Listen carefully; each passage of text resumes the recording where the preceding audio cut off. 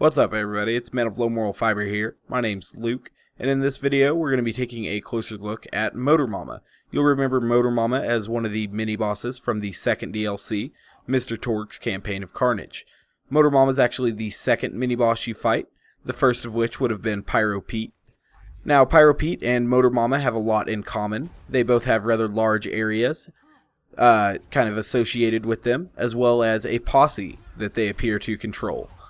Motor Momma has these bikers here, and Pyro Pete has those burners. Now, the first time you fight Motor Momma and Pyro Pete, they're both pretty easy, and you should probably did, roll right through them and everything, on your way to eventually fighting Piston.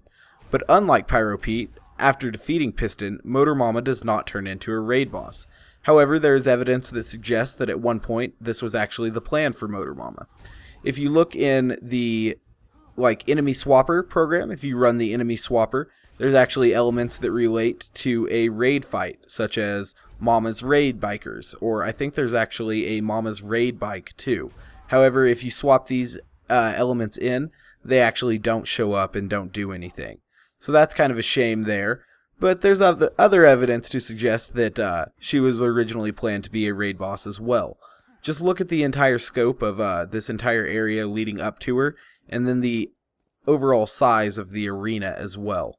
For just a mini-boss, it seems a little over the top, especially since Motor Momma is so easy. I'm going to go in here and fight Motor Momma just to give you a little perspective on that. I actually don't get slag on her before the first execute, otherwise it would have taken out her bike in one hit. But you'll notice something kind of interesting, actually, after I don't go ahead and kill her with this execute. But you can see that one non-slagged execute pushed overpower level 8 Motor Momma to half health. That's not very good. But you can see that she's also very susceptible to bore. She's actually supposed to have a second stage there where she is without her bike but is still firing rockets at you. But Boar took care of that. So perhaps that's one of the reasons why they actually took the raid portion of Motor Momma out of the game, or removed that raid fight. I do think there were actually supposed to be 2 raid bosses in this DLC though, Pyro Pete and Motor Momma, and it would have made the DLC a lot better for me if there was actually a second raid boss, because I kind of don't like Pyro Pete. He's pretty boring overall, and I wasn't too big a fan of the rest of this DLC as well.